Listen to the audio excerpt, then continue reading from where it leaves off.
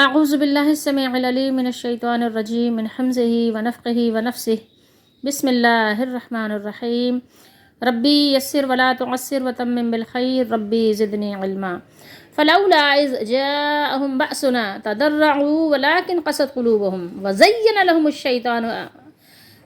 لهم الشیطان ما كانوا يعملون فلما نسوا ما ذكروا به فتحنا عليهم ابواب كل شيء حتى إذا فرحوا بما أوتوا أخذناهم بغتة فإذا هم مبلسون فقطع دابر القوم الذين ظلموا والحمد لله رب العالمين قل أرأيتم إن أخذ الله سمعكم وأبصاركم وختم على قلوبكم من إله غير الله يأتيكم به انظر کیف نصرف الآیات ثم هم یصدفون قل ارأیتکم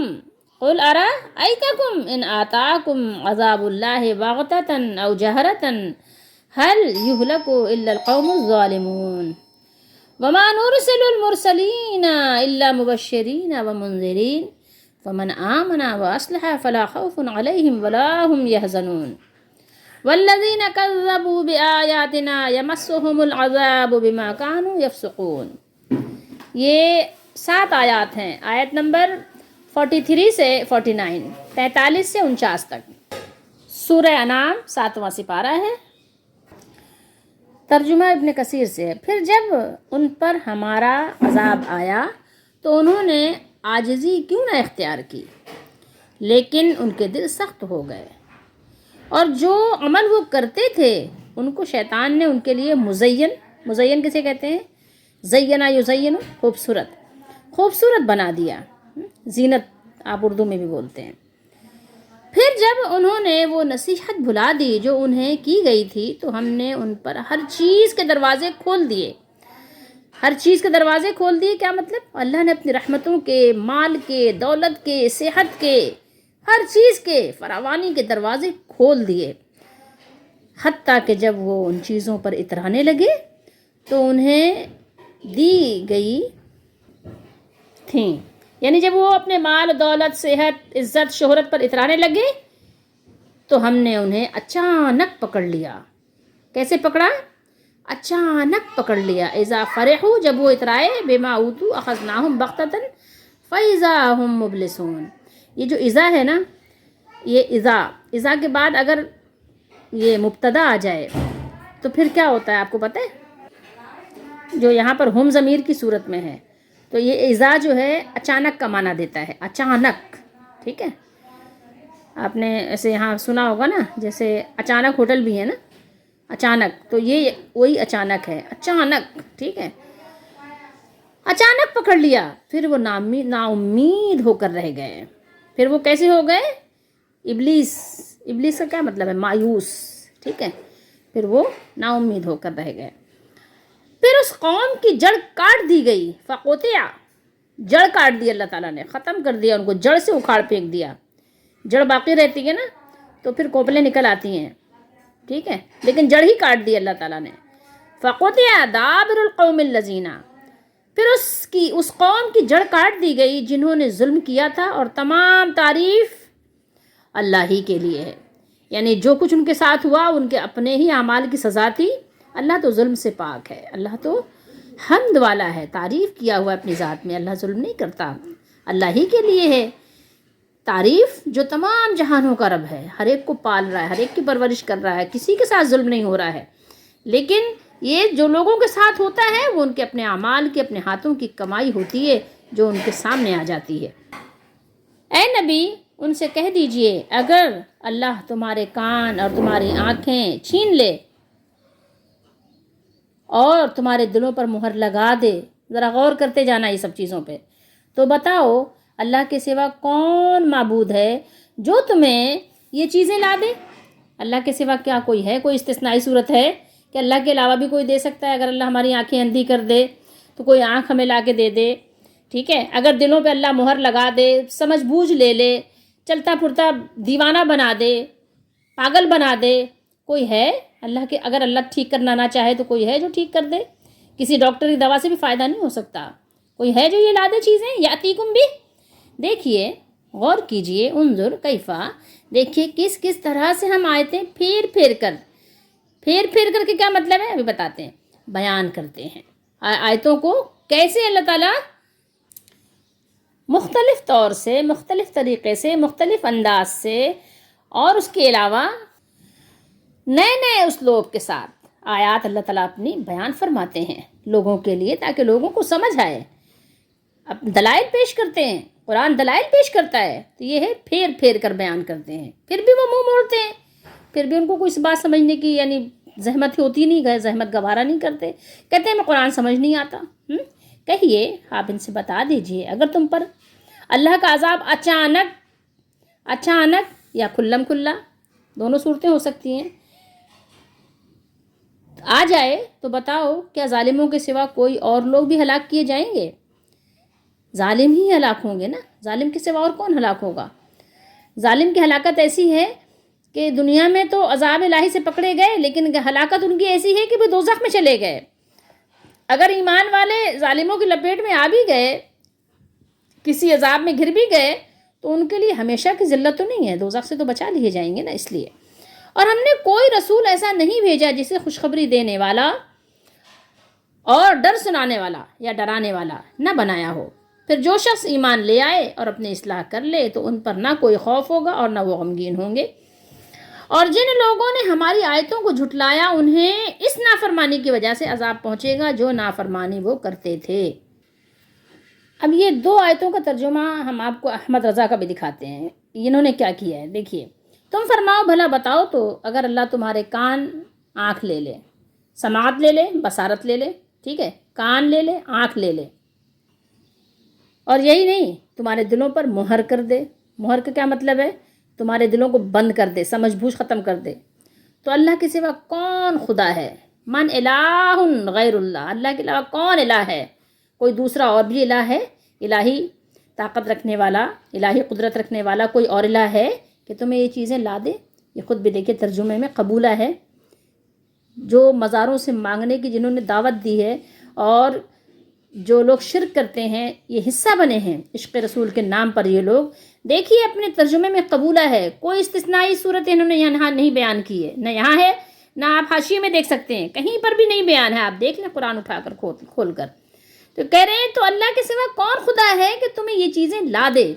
اگر اللہ تعالیٰ نابینا کر دے، بہرا کر دے، دل اللہ تعالیٰ بند کر دے، کوئی نہیں ہے اللہ کے سوا، کوئی مزار، کوئی قبر، کوئی بزرگ، کوئی پیر، کوئی مولوی نہیں ہے جو آپ کو یہ چیزیں لا دے، نہیں ہے۔ اللہم لا مانع لما اعطیت ولا معطی لما منعت ولا ينفع ذا الجد منک الجد۔ دیکھو ہم کس کس طرح، کس کس رنگ سے آیتیں بیان کرتے ہیں تاکہ لوگوں کو سمجھ آئے قرآن، لیکن لوگ کہتے نہیں، سمجھ نہیں آتی ان کو، پھر وہ منہ پھیر لیتے ہیں۔ تم فرماؤ بھلا بتاؤ تو اگر تم پر اللہ کا عذاب آئے اچانک یا کھلم کھلا تو کون تباہ ہوگا سوا ظالموں کے؟ تباہی کس کی مقدر ہوگی؟ اور ہم نہیں بھیجتے رسولوں کو مگر کس لیے؟ خوشی اور ڈر سناتے۔ رسول تشریف لاتے ہیں، دیکھو اللہ کی مانو گے تمہارے لیے بشارتیں ہیں، جنت ہے، اللہ کی رضا ہے، اور نہیں مانو گے تمہارے لیے دوزخ ہے، اللہ کا عذاب ہے، اللہ کی ناراضگی ہے۔ تمہاری مرضی، جو چاہے جس چیز کو چاہو چوز کر لو، چوائس ہے تمہارے پاس۔ تو جو ایمان لائے اور سمرے یعنی اصلاح کر لی، ان پر نہ کچھ خوف ہے، نہ وہ غمگین ہوں گے، نہ کوئی اندیشہ ہے۔ یہ آیتیں تو بار بار گزرتی ہیں۔ ہم آپ کو یہ ترجمہ اس لیے بھی دکھاتے ہیں تاکہ کسی کو دھوکہ نہ ہو، کسی کو شبہ نہ ہو کہ جناب کسی گستاخ نے ترجمہ کر دیا ہے تو اس لیے ایسا ہے۔ جو عشق رسول کا جنہوں نے ڈھونگ رچایا ہے، آخر وہ بھی ترجمے میں ماننے پر مجبور ہیں۔ یہ آیات مبارکہ کو سمجھنے کے لیے پیچھے ہمیں تھوڑا سا جانا پڑے گا۔ پیچھے آپ دیکھیے کہ نبی کریم صلی اللہ علیہ وآلہ وسلم سے اللہ نے خطاب فرمایا کہ آپ ان سے پوچھئے، ان سے کہہ دیجئے کہ اگر تم پر اللہ کا عذاب آ جائے یا تم پر قیامت آ جائے تو بتاؤ کیا تم اللہ کے سوا کسی اور کو پکارو گے؟ اگر تم سچے ہو بولو، تو ایک بات تو یہ ہو گئی، بلکہ تم صرف اسی کو پکارو گے۔ جب کبھی ایسا بھی موقع آتا ہے جب انسان سب کچھ بھول جاتا ہے، صرف صدق دل سے اللہ کو پکارتا ہے، پھر اگر وہ چاہے گا تو وہ تکلیف دور کر دے گا جس کے لیے تم اسے پکارو گے، اور تم انہیں بھول جاؤ گے جنہیں تم شریک ٹھہراتے تھے، اور تحقیق ہم نے آپ سے پہلی امتوں کی طرف رسول بھیجے، پھر ہم نے ان امتوں کو سختی اور تکلیف کے ساتھ پکڑا تاکہ وہ عاجزی اختیار کریں۔ یہ بات ہو گئی۔ اب ابھی یہ 2 آیات ہم نے آپ کو پیچھے سے یعنی اس کا ربط بتایا کہ یہ جو آیات ہیں نا ابھی جو ہمارے سامنے، ان آیات میں اللہ تعالیٰ نے قوموں کی تربیت اور ان کو گمراہی کی دلدل سے نکال کر صراط مستقیم پر لا کھڑا کرنے کے مختلف طریقوں کی طرف اشارہ فرمایا ہے کہ اللہ تعالیٰ قوموں پر عذاب کیوں بھیجتے ہیں، ان کو مشکل میں تکلیف میں کیوں جھنجھوڑتے ہیں، اور اللہ تعالیٰ اپنی نعمتوں کی فراوانی بھی کیوں کرتے ہیں۔ یہ یہاں پر اشارہ کیا گیا ان چیزوں کی طرف، اس کی مختلف وجوہات اور مختلف اسباب ہوتے ہیں۔ یہاں پر ان طریقوں کی طرف اشارہ فرمایا گیا ہے، اور ساتھ ہی بتایا گیا کہ جو قوم کسی طرح قبول حق کے لیے آمادہ نہ ہو اس کا کیا انجام ہوتا ہے۔ ہدایت کا سب سے پہلا طریقہ تو یہ ہے کہ انہیں آیات الہی سنائی جائیں اور دلائل اور براہین سے، برہان سے ان کو راہ راست پر لانے کی کوشش کی جائے۔ سلیم التبع لوگوں کے لیے اتنی ہی بات کافی ہوتی ہے، اور جو لوگ اس سے ہدایت پذیر نہیں ہوتے انہیں پھر مصائب اور تکالیف سے دوچار کر دیا جاتا ہے تاکہ اس طرح ان کے دل نرم ہو جائیں، کچھ رقت پیدا ہو، کچھ نرمی پیدا ہو، کچھ ان کے اندر عاجزی پیدا ہو، کچھ ان کے اندر فرما برداری کی علامتیں ظاہر ہوں۔ ٹھیک ہے، ہوتا ہے نا کہ بیماری سے، تکلیف سے، پریشانی سے انسان نرم پڑ جاتا ہے، اور ظاہر ہے کہ جب نرمی آئے گی تو اس کا لازمی نتیجہ یہ ہوگا کہ نافرمانی اور سرکشی سے وہ توبہ کر لیں گے، اور اگر اس طرح بھی وہ باز نہ آئیں تو ان کے لیے رزق کے دروازے کھول دیے جاتے ہیں، ہر چیز کی فراوانی ہو جاتی ہے، اور وہ اس غلط فہمی میں مبتلا ہو جاتے ہیں کہ عیش و عشرت کا یہ دور کبھی ختم نہیں ہوگا، ہم ایسے ہی جوان رہیں گے۔ آپ نے ایسے بھی دیکھے ہوں گے نا لوگوں کے اشتہار کہ سدا بہار جوانی، وہ آپ کچھ بھی کر لو، کچھ بھی کھا لو، سدا بہار جوانی تو دنیا میں ہو ہی نہیں سکتی، یہ زندگی دائمی تو ہو ہی نہیں سکتی۔ تو جب پھر وہ عیش و عشرت کا جب دور ہوتا ہے تو سمجھتے ہیں کہ یہ دور ہمیشہ رہے گا، یہ دور، یہ جام ہمیشہ چلتے رہیں گے۔ ہے یہ دورے جام و مینا چند روز، جس سے میں اور آپ دنیا کہتے ہیں، وہاں کی کوئی چیز دائمی ہو یہ تو امپاسبل ہے، ممکن ہی نہیں ہے یہ لطف و عیش دنیا چند روز، ہے یہ دور جام و مینا چند روز، دار فانی میں ہے رہنا چند روز، اب تو کر لو کار عقبا چند روز، اب عقبا کے آخرت کے کام چند روز کر لو۔ چند روزہ ہے یہ دنیا کی بہار، دل لگا اس سے نہ غافل زینہار، عمر اپنی یوں نہ غفلت میں گزار، ہوشیار اے محو غفلت ہوشیار، اور آنے والی کس سے ٹالی جائے گی، جان ٹھہری جانے والی جائے گی، روح رگ رگ سے نکالی جائے گی، اور تجھ پہ ایک دن خاک ڈالی جائے گی، ایک دن مرنا ہے آخر موت ہے، کر لے جو کرنا ہے آخر موت ہے۔ لیکن یہ بات ہے کہ انسان بہت ہی ناسمجھ ہے، بہت ہی بے شعور ہے، بہت ہی کم عقل ہے، بہت زیادہ اس کے اندر جہالت ہے، بہت زیادہ لالچی اور حریص ہے۔ اسی وجہ سے جب اس پر عیش و عشرت کے دروازے کھل جاتے ہیں تو بس پھر بھول جاتا ہے، بجائے اس کے کہ اپنے مالک کا شکر گزار بندہ بنتا، حقیقی شکر ادا کرنے کا طریقہ سیکھ لیتا کہ جس نے تنگی کے بعد فراخی عطا کی، تنگی کو فراخی سے بدل دیا، اور جس نے خشک سالی کے بعد اللہ تعالیٰ نے سبزہ زاروں کا ایک دور شروع کر دیا، لیکن وہ کیا ہوا، الٹا اکڑنے لگتے ہیں اور اس ناپائیدار اور سرور و نشاط میں وہ سب کچھ بھول جاتے ہیں۔ یہ جو ناپائیدار ایک سرور ہے، ایک کہنا چاہیے کہ راحت ہے، اس میں وہ اپنے مالک کو، حقیقی مالک کو جسے یاد رکھنا تھا، بھول جاتے ہیں، جس کا نتیجہ یہ ہوتا ہے کہ غضب الہی کی دعوت دیتے ہیں تو غضب الہی کی بجلی ان پر گرتی ہے، جو انہیں اور ان کے سارے متاع حیات کو دم بھر میں جلا کر راکھ کا ڈھیر بنا دیتی ہے۔ تکلیفیں کیوں آتی ہیں؟ اس کی تقریباً اگر آپ دیکھیں تو 5 وجوہات بنتی ہیں قرآن و حدیث کی روشنی میں، ٹھیک ہے؟ اور راحتیں کیوں آتی ہیں اس کی بھی وجوہات ہیں، لیکن اس ٹاپک کو ہم کبھی اور رکھیں گے۔ ابھی بس آپ اسی پر رکھیں بات کہ اللہ تعالیٰ نے سوالی انداز میں ان لوگوں کو جھنجھوڑا ہے، اور ظاہر ہے وہ تو چلے گئے، وہ تو گزر گئے۔ اب ہمارے لیے یہ باتیں ہیں کہ جب تکلیفیں آئیں، عذاب آیا تو عاجزی کیوں نہیں کرتے ہم لوگ؟ ہاں، جب ہم نے ان کی آزمائش کی تو انہوں نے عجز انکسار کا اظہار کیوں نہیں کیا؟ عجز انکسار کرتے، اس کا اظہار کرتے ہوئے اللہ کی طرف رجوع کرتے، لیکن معاملہ کیا ہوا؟ اللہ نے فرمایا وَلَٰكِنْ قَسَتْ قُلُوبُهُمْ، قساوت سے ہے نا، اور لیکن ان کے تو دل ہی سخت ہو گئے تھے، یعنی ان میں نرمی اور رقت پیدا نہیں ہوئی، اور جو کام وہ کرتے تھے شیطان نے ان کو کیا کیا؟ آراستہ کر دیا، خوبصورت بنا دیا ان کے کاموں کو۔ تو اللہ نے یہاں پر یہی بات فرمائی فَلَمَّا نَسُوا مَا ذُكِّرُوا، نسو، جب وہ لوگ بھول گئے، انہوں نے اللہ تعالیٰ اور اس کے فرامین کو فراموش ہی کر دیا، تو اللہ تعالیٰ نے ان پر حجت قائم کرنے کے لیے ان کی رسی دراز کر دی اور ان پر ہر قسم کے نعمتوں کے دروازے کھول دیے۔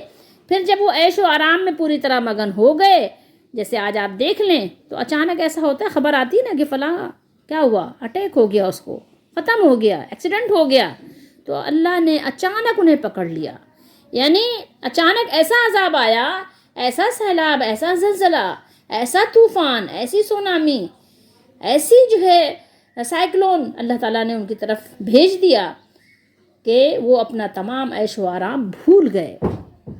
ایسا غرق کیا اللہ نے، فرعون ہو، حامان ہو، قارون ہو، ایسا زمین میں دھسایا، انہیں بچنے کی کوئی امید نہ رہی، اور اسی یاس اور نا امیدی کی حالت میں تباہ و برباد ہو گئے، بالکل مایوس ہو گئے، مبلس ہو گئے، مبلسون، مایوس ہو گئے، مبلسون کی جمع ہے مبلسون، ٹھیک ہے؟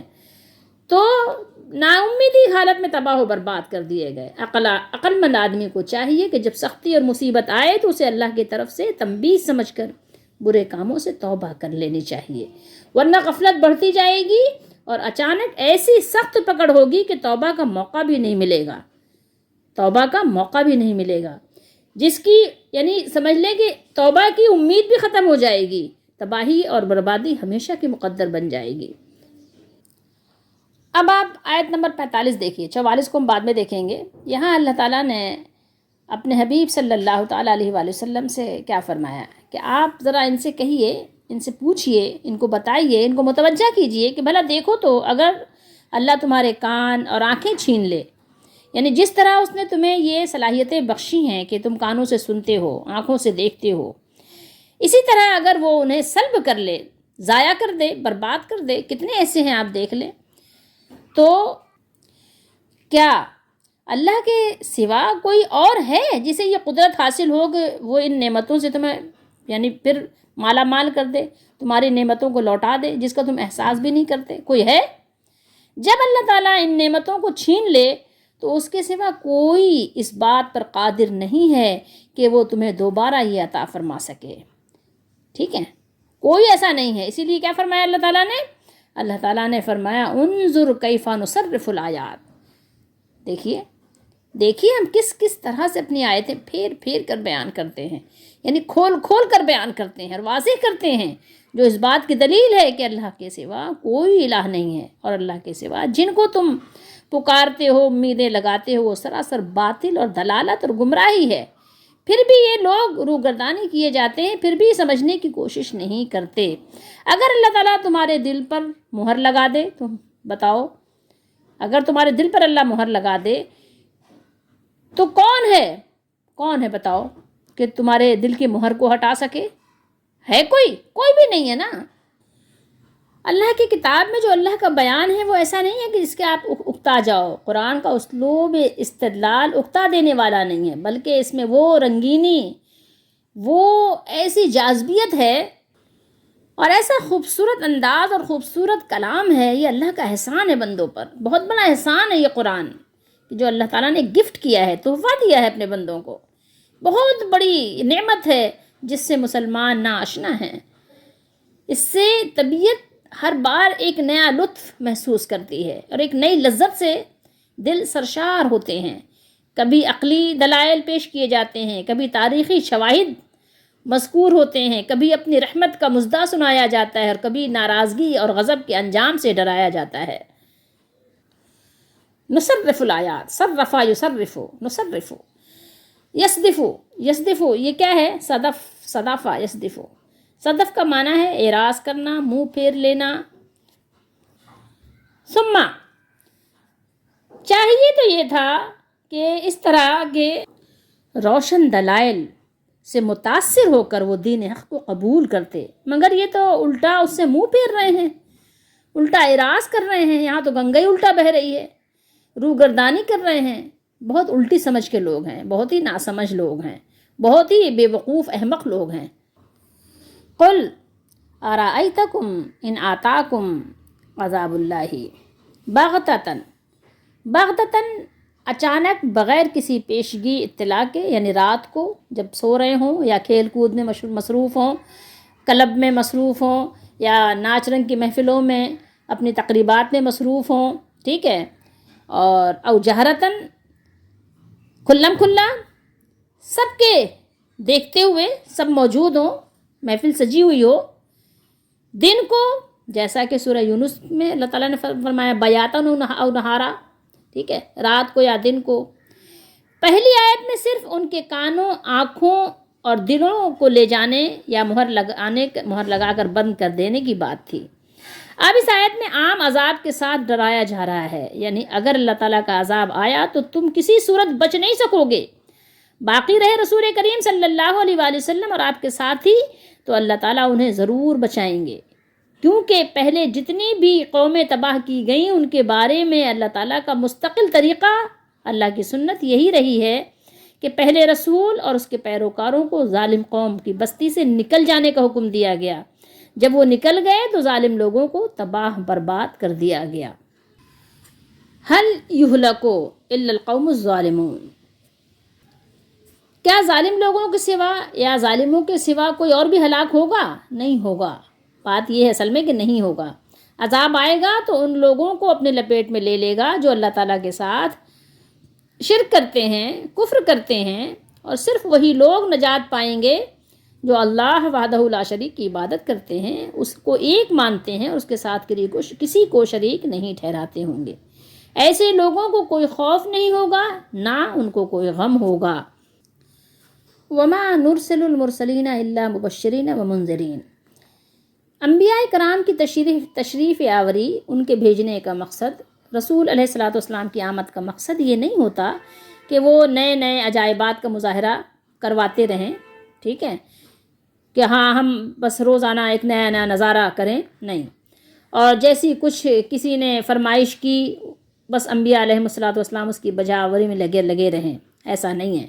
بلکہ ان کی آمد کا اصل مقصد بیان کیا گیا کہ ان کی آمد کا اصلی مقصد یہ ہے کہ نیکوکاروں کو رحمت الہی کا مژدہ سنائیں، خوشخبریاں سنائیں، اور بدکاروں کو، روسیاہوں کو اس کے عذاب علیم سے ڈرائیں، تاکہ نیک اور نیک ہو جائیں، نیکوں کو نیکیوں میں ترقی ہو، پروموٹ ہو جائیں وہ، اور بدکار اپنی بدی میں اور گمراہی سے باز آنے کی کوشش کرنا چاہیں تو باز آ جائیں، تائب ہو جائیں، توبہ کر لیں اور اپنے مالک کے فرما بردار ہو جائیں.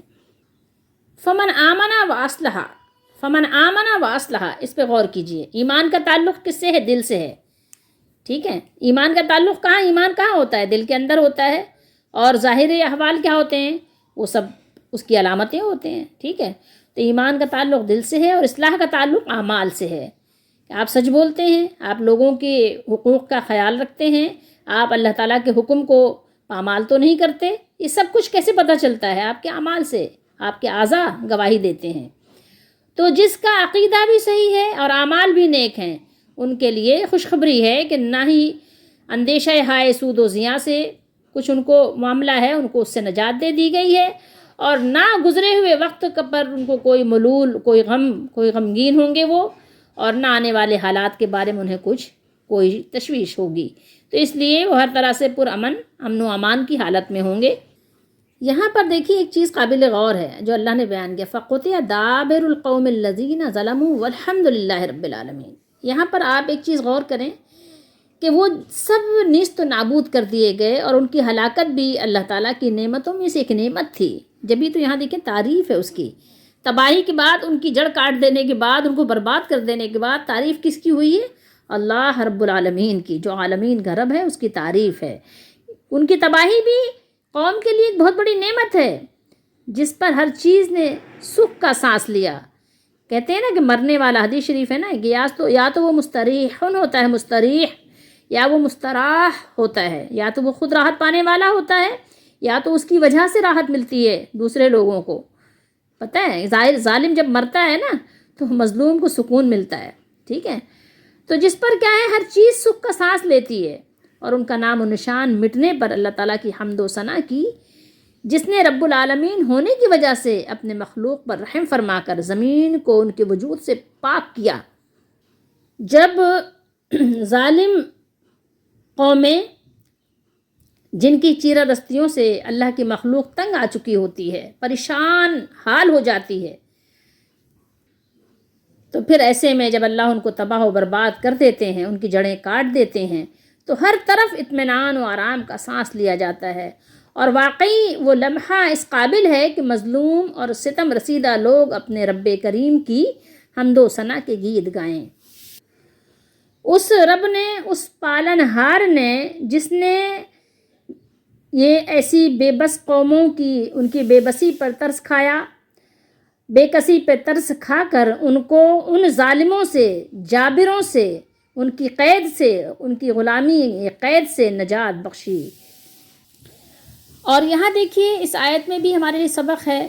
اب ہم آپ کو دیکھیں اس سبق سے تھوڑا سا ضیاء القرآن سے کچھ بتانا چاہتے ہیں کہ وہ خود فرما رہے ہیں کہ اللہ تعالیٰ مشرکین کے عقیدے کی بے سر و پائی کو ایک اور طریقے سے واضح فرما رہے ہیں۔ اللہ تعالیٰ اپنے رسول کو حکم دیتے ہیں کہ ان بے وقوفوں سے دریافت فرمائیے کہ اگر اللہ تعالیٰ تمہیں اندھا اور بہرا کر دے اور تمہارے دلوں پر غفلت کے پردے ڈال دے اور سمجھنے اور سوچنے کی قوت سلب کر لے، تو بھلا بتاؤ تمہارے یہ خدا جن کی تم پوجا کیا کرتے ہو، ان میں سے کسی میں ہمت ہے کہ وہ تمہیں یہ چیزیں عطا کر دے؟ اور اگر نہیں، اور ہرگز نہیں، تو پھر معبود حقیقی کو چھوڑ کر ان باطل اور عاجز چیزوں کی عبادت کرنا کہاں کی عقل مندی ہے؟ کہہ رہے ہیں کہ کتنی واضح اور مضبوط دلیل ہے جس سے ہر ادنا و اعلیٰ عام انسان اور عارف، یعنی ایک خاص جس کو کچھ دین اسلام کی پہچان ہے، یکساں طور پر ہدایت کی روشنی حاصل کر سکتا ہے۔ لیکن بڑے افسوس کی بات ہے کہ قرآن مجید کے ترجمے میں تو بہت ساری چیزیں مان لیتے ہیں، لیکن پتہ ہے آپ کو پھر بعد میں کیا کرتے ہیں؟ اپنے عقیدے کو ڈیفینڈ کرنے کے لیے، اپنے بات کو منوانے کے لیے اور اس کو مضبوط بنانے کے لیے، اس کے لیے دلائل پیش کرنے کے لیے کیا کرتے ہیں کہ تصوف کے نام پر اسلام کو ظاہر و باطن دو حصوں میں تقسیم کر دیتے ہیں۔ یہ اتنا بڑا ظلم ہے، اتنا بڑا ظلم ہے اسلام کے ساتھ، جس سے بڑھ کر اسلام کے حق میں اور کوئی ظلم نہیں ہو سکتا، کوئی خیانت نہیں ہو سکتی۔ نبی کریم صلی اللہ علیہ وآلہ وسلم نے اپنے 23 سالہ جو آپ کی دعوتی زندگی ہے، اس میں ایک کلمہ بھی آپ کا ایسا نہیں ہے کہ اسلام کا ظاہر کچھ اور ہو اور باطن کچھ اور ہو۔ آپ نے اسلام کے ظاہر و باطن کے دو حصے نہیں کیے ہیں، لیکن آپ اب والوں سے سنیں گے کہ اسلام قرآن کے یہ ظاہری معنی ہے، یہ ظاہری معنی ہے۔ ظاہر وہ ہے جو قرآن و سنت میں موجود ہے، اور باطن کی تعلیم کون دیتا ہے؟ باطن کی تعلیم کہتے ہیں کہ اہل امت کے سبھی افراد باطن کی تعلیم کے لائق نہیں ہیں، ٹھیک ہے؟ تو اس لیے وہ کہتے ہیں کہ میں نے وہ باطنی تعلیم پوشیدہ طور پر، ٹھیک ہے، ان کے صوفیہ ان کو سکھاتے ہیں، ٹھیک ہے؟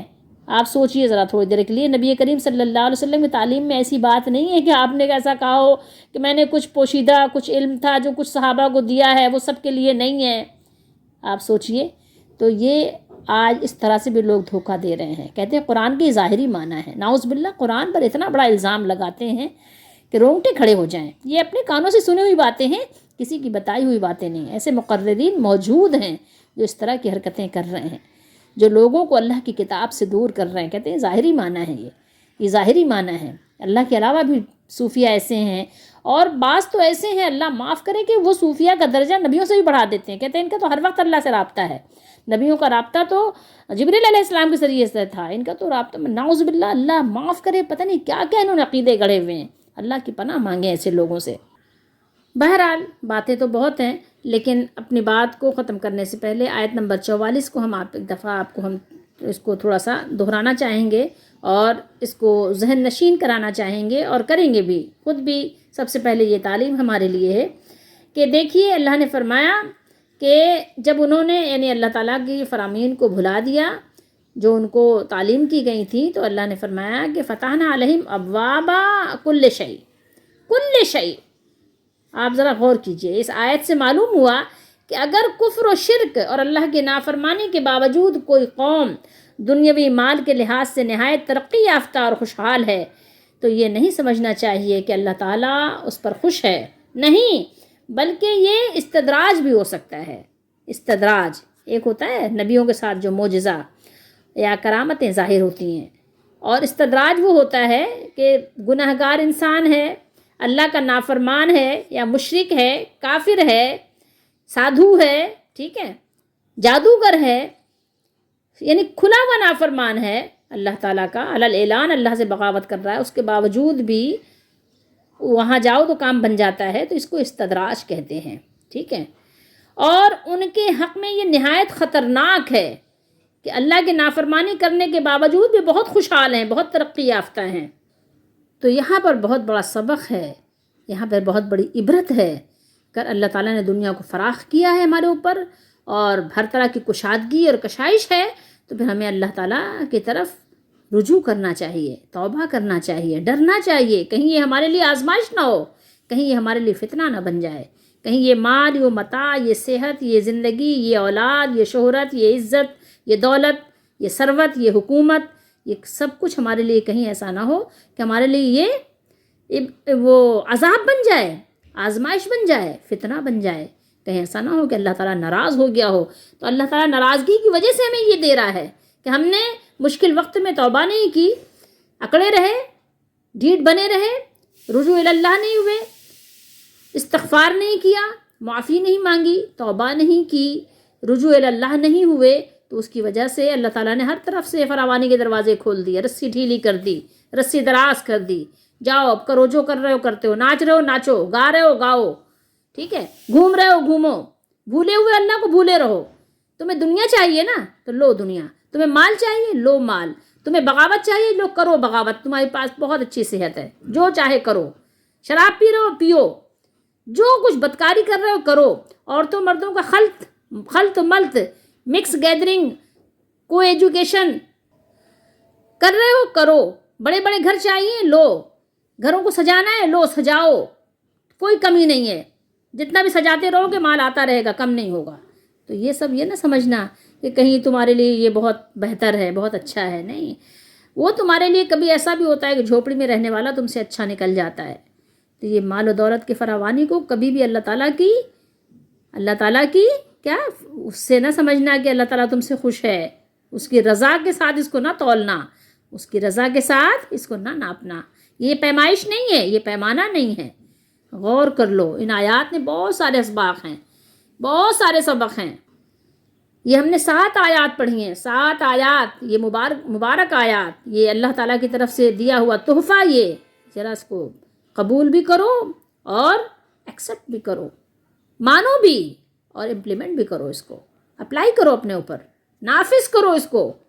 یہ ہے اگر اللہ تعالیٰ کی نعمتیں آئی ہیں تو دیکھو اس میں کس کا حق ہے، توبہ کرو، استغفار کرو اللہ تعالیٰ سے، بھی وقت ہے، ابھی وقت ہے، آگاہ ہو جاؤ، ٹھیک ہے۔ اپنی روش سے اگر باز نہیں آؤ گے تو پھر یاد رکھو، اگر اللہ کی آیات سے تم نے بے رخی کی اور بے رخی پہ قائم رہے تو یاد رکھو کہ عذاب بھی آ سکتا ہے، اچانک آ سکتا ہے۔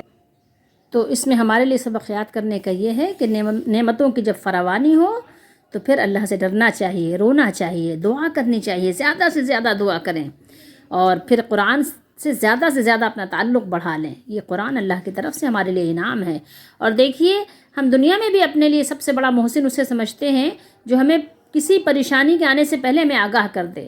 اللہ تعالیٰ نے دیکھیں ہمیں ہر بات سے وہ وقت آنے سے پہلے سے آگاہ کر دیا، تو سب سے بڑا محسن ہمارے لیے اس لحاظ سے بھی اللہ ہی ہے۔ ایک تو ہمیں کتاب دی، اپنے رسولوں کو بھیجا، اور پھر ہمیں ہر بات سے آگاہ کر دیا اس کے آنے سے پہلے، تاکہ ہم اپنے لیے کیا کریں، انتظامات کر لیں، تیاریاں کر لیں، ریڈی ہو جائیں، بالکل الرٹ ہو جائیں۔ اور اگر اب بھی نہیں مانتے تو پھر ظاہر ہے پھر آپ کی مرضی ہے۔ اب ایک شبہ ہے کہ اس کا ہم ازالہ کرنا چاہتے ہیں کہ لوگوں کو یہاں پر ڈاؤٹ نہ ہو۔ وہ کیا ہے؟ اب اللہ نے تو فرمایا کہ اللہ کے سوا کوئی بھی نہیں ہے کہ تمہیں آنکھیں لا کے دے دے، یا تمہارے کان لا کے دے دے، ٹھیک ہے، یا اللہ کے عذاب سے بچا لے، یا اللہ تعالیٰ کوئی بھی مشکل اگر تم پر ڈالے تو اللہ کے سوا کوئی بھی نہیں ہے۔ یہ قرآن پاک کا مضمون ایسا ہے، توحید کے دلائل پر مبنی، کہ جو جگہ جگہ اللہ تعالیٰ نے اس کو بیان فرمایا ہے، اور بڑی وضاحت ہے اس کی، اور اتنے صاف اور واضح انداز میں ہے کہ کسی کو سمجھنے کے لیے کوئی دشواری نہ ہو اور کہیں جانا بھی نہ پڑے، ٹھیک ہے۔ یہ ایسی کتاب ہے کہ ہر ایک کو خود بخود سمجھ آ جائے، ایسا مضمون ہے کہ خود بخود سمجھ آ جائے کہ اللہ کے سوا کوئی بھی نہیں ہے۔ اب یہ دیکھیے، علاج کا حکم ہے، تو یہاں پہ کچھ شبہ یا شبہات پیدا ہو سکتے ہیں اور ہوتے ہیں، اور لوگ کر دیتے ہیں، آپ کو شبہ میں ڈال دیتے ہیں۔ تو اس کا ازالہ اس لیے بہت ضروری ہے کہ دیکھیے، ایک تو ہے کہ جو علاج معالجہ ہوتا ہے، ٹھیک ہے۔ اب وہ کیا ہے کہ ڈاکٹر کے پاس آپ جاتے ہیں جس کا حکم ہے، ٹھیک ہے، جس کا حکم دیا گیا ہے۔ حکم کیسے ہے؟ نبی کریم صلی اللہ علیہ وآلہ وسلم نے فرمایا علاج کرو، اللہ نے ہر بیماری کا علاج پیدا کیا ہے۔ آنکھوں میں کوئی تکلیف ہے تو ڈاکٹر کے پاس جاؤ، تو اس کا مطلب یہ نہیں کہ ڈاکٹر آنکھ دے دے گا آپ کو، نہیں، یہ اللہ تعالیٰ نے رکھا ہے، یہ سسٹم ہے، ایک سبب کے تحت ایک چیز ہے کہ اگر آپ بیمار ہیں تو آپ ظاہر ہے ڈاکٹر کے پاس، طبیب کے پاس جائیے اور اپنا علاج کیجیے۔ اللہ نے شفا لکھی ہے تو آپ شفا یاب ہو جائیں گے، آپ کی آنکھ کی تکلیف دور ہو جائے گی۔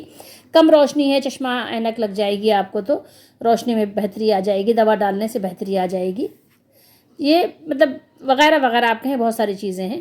اسی طریقے سے جسم کے تمام اعضاء کا معاملہ ہے، ٹھیک ہے۔ اللہ کا حکم ہوگا شفا ہوگی، حکم نہیں ہوگا تو نابینا بھی ہو سکتے ہیں۔ بہرحال تو یہ تمام اعضاء کے ساتھ یہی معاملہ ہے، کوئی آنکھ یا کان یا دل کی ہی بات نہیں ہے، تمام اعضاء کا۔ اب دوسری چیز یہ ہے کہ نبیوں کے معجزات ہیں، وہاں بھی آپ کو شبہ پڑ سکتا ہے کہ آپ یہ کہیں یار ڈاکٹر نے میری آنکھ تو خراب ہو گئی تھی، ڈاکٹر نے تو میری آنکھ ٹھیک کر دی، اور قرآن کہہ رہا ہے کہ نہیں، کوئی آپ کو نہیں دے سکتا، ٹھیک ہے۔ تو یہ تو میں نے آپ کو بتا دی، اس کا تو حکم ہے، خود اللہ تعالیٰ نے اپنے نبی کے ذریعے سے ہمیں حکم دیا ہے۔ دوسری چیز ہے کہ انبیاء علیہ السلام کے معجزات میں آپ کو بہت ساری چیزیں ایسی ملیں گی۔ عیسیٰ علیہ السلام کے بارے میں پتہ ہی ہے کہ مریضوں کو اچھا کرنا، آنکھ دینا تو دور کی بات ہے، تو مطلب بہت ہی، یعنی آپ چھوٹی بات سمجھ لیں، وہ تو مردوں کو زندہ کر دیتے تھے، ٹھیک ہے۔ لیکن سب کچھ کیا تھا؟ اللہ کے حکم سے تھا، جس وقت حکم ہوتا تھا اس وقت زندہ کر دیتے تھے۔ لیکن آپ کی اپنی والدہ فوت ہوئی تو آپ نے ان کو زندہ نہیں کیا کہ نہیں میری والدہ زندہ رہے جب تک میں زندہ رہوں، ایسا تو نہیں ہوا۔ خود آپ کو اللہ نے اٹھایا تو آپ کے لیے جب تمام چاروں طرف سے آپ کو گھیر لیا گیا، مشکلات آ گئیں، تو آپ نے اپنی مشکلات کی طرف بھی کدھر دیکھا؟ جب اللہ کا حکم ہوا اللہ کی طرف ہی دیکھا، ٹھیک ہے۔ خود آپ کے اختیار میں اگر مشکلات کو دور کرنا ہوتا تو آپ اپنی مشکلات کو ظاہر بدرجہ اولا پہلے دور کرتے۔ لیکن معجزات جب اللہ تعالیٰ عطا فرماتے ہیں، جتنا عطا فرماتے ہیں، جس وقت عطا فرماتے ہیں، اتنا ہی اس وقت تک وہ ظہور پذیر ہوتا ہے، اس کے علاوہ نہیں ہے۔ یہ آپ ذہن نشین کریں۔ اب آ جائیے آخری نبی محمد الرسول اللہ صلی اللہ علیہ وآلہ وسلم کے بارے میں، کہ آپ کو شبہ ہو سکتا ہے کہ نبی کریم صلی اللہ تعالیٰ علیہ وآلہ وسلم نے بیمار آنکھوں کو بھی اچھا کیا، اور جن کی آنکھیں نکل گئی تھی باہر، آنکھوں کے ڈیلے باہر گر گئے تھے جنگوں میں، جو بھی مطلب قتال میں، جہاد میں، تو آپ لوگوں نے اپنی آنکھیں رکھ لیں اٹھا کے اپنے پاس، اپنی جیبوں میں، اپنے تھیلوں میں، اور پھر رسول اللہ صلی اللہ علیہ وسلم کے پاس آ کر کہا میری آنکھ تو یہ مطلب نکل گئی اور میں چاہتا ہوں کہ میری آنکھ آ جائے۔ تو آپ صلی اللہ علیہ وسلم نے آنکھ لگا دیا، اپنا لعاب لگا دیا، آنکھ فٹ بھی ہو گئی، روشن بھی ہو گئی، بالکل ٹھیک ہو گئی، ہے نا۔ ڈاکٹر سے زیادہ ڈاکٹر بھی کیا اس طرح کرے گا، ڈاکٹر بھی جس طرح سے آپ کے آپریشن کر کے بھی فٹ نہیں کر سکتا، آپ صلی اللہ علیہ وسلم نے، اللہ نے یہ معجزات آپ کو عطا فرمائے، اللہ کے حکم سے ایسا ہوا، لوگوں کا ایمان قوی اور مضبوط ہوا. ٹھیک ہے، تو یہ نہیں ہے کہ رسول اللہ نے آنکھیں دے دیں، رسول اللہ صلی اللہ علیہ وسلم کے دینے سے آنکھیں مل گئیں، کان مل گئے، آپ نے پاؤں جوڑ دیا، آپ نے آنکھ ٹھیک کر دی، لعاب لگایا، دکھتی ہوئی آنکھ بالکل ٹھیک ہو گئی، ایسی ٹھیک ہوئی کہ کبھی بھی اس میں دکھ ہی نہیں ہوا. تو یہ سب آپ صلی اللہ علیہ وسلم کو اللہ تعالیٰ کی طرف سے معجزات عطا ہوئے تھے. یہ اللہ کے رسول صلی اللہ علیہ وسلم کسی کو آنکھ نہیں دے رہے تھے، نہ کسی کو کان دے رہے تھے، نہ کسی کے پاؤں درست کر رہے تھے، بلکہ اللہ کی طرف سے یہ معجزات تھے. اور کیوں تھے؟ ہر نبی کو معجزے دیے جاتے ہیں. اور دیکھیے آج یا بغیر دیکھے ایمان لانا زیادہ آسان ہے. جب نبی علیہ السلام کو آپ دیکھ کر ایمان لاتے ہیں تو ان لوگوں کا مقام و مرتبہ صدیق کہلاتا ہے. کیوں؟ دیکھ کر وہ تصدیق کرتے ہیں. بے دیکھے مان لینا، وہ پھر بھی نبی مان لینا آسان ہے. جب آپ نبی کو اپنے سامنے دیکھ رہے ہوں، نبی علیہ السلام کا زمانہ ہو، وہ نبی علیہ السلام کے ساتھ آپ کا رشتہ ہو، کسی کے نبی بھتیجے ہوں، کسی کے بھانجے ہوں، کسی کے ماموں ہوں، آپ سوچئے تھوڑی دیر کے لیے، جس کے یعنی رشتے لگتے ہوں، جس کے آپ صلی اللہ علیہ وسلم سسر ہوں، کسی کے داماد ہوں، کسی کے والد ہوں، کسی کے کزن ہوں، اب اس وقت نبی ماننا، دیکھ کر گواہی دینا کہ اللہ کے نبی ہیں، اللہ کے رسول ہیں، پیغمبر ہیں، ان پر قرآن کا نزول ہوتا ہے، وہ بہت ایک مشکل اور کٹھن کام ہے، آسان نہیں ہے. اس لیے اس بات کو سمجھیے کہ وہ معجزات دکھا کر لوگوں کو ایمان کو مضبوط کیا جاتا ہے. اللہ نبی کو معجزات یہ اس طرح کے تھوڑے سے پانی کو زیادہ کر دینا، آنکھ ٹھیک کر دینا، پیٹ ٹھیک کر دینا، جیسے ڈاکٹر آپ کو دوا کے ذریعے سے اللہ تعالیٰ کی طرف سے شفا مل جاتی ہے، ڈاکٹر کے پاس آپ جاتے ہیں، تو نبی کو بھی اللہ تعالیٰ یہ معجزات عطا فرماتے ہیں. ورنہ ایسا نہیں ہے آپ صلی اللہ علیہ وسلم کی 3 بیٹیاں آپ کے سامنے دنیا سے چلی گئیں نا، آپ کے نواسے چلے گئے، آپ کی نواسی چلی گئیں، آپ کے بیٹے چلے گئے دنیا سے آپ صلی اللہ علیہ وسلم کے سامنے. آپ بتائیے کون باپ، کون والد ایسے ہوں گے جو اس بات کو پسند کریں کہ میرے بچے میرے سامنے دنیا سے چلے جائیں، ان کا انتقال ہو جائے، وہ فوت ہو جائیں. کسی کا بھی اگر بس چلے تو کوئی بھی نہیں کرنے دے گا. اپنے ماں باپ کو ہمارا بس چلے تو ہم کہیں گے نہیں، ہمارے ماں باپ جب تک ہم ہیں ہمارے ماں باپ رہیں، ہمارے بہن بھائی سب سلامت رہیں، ہمارے بچے سب سلامت رہیں.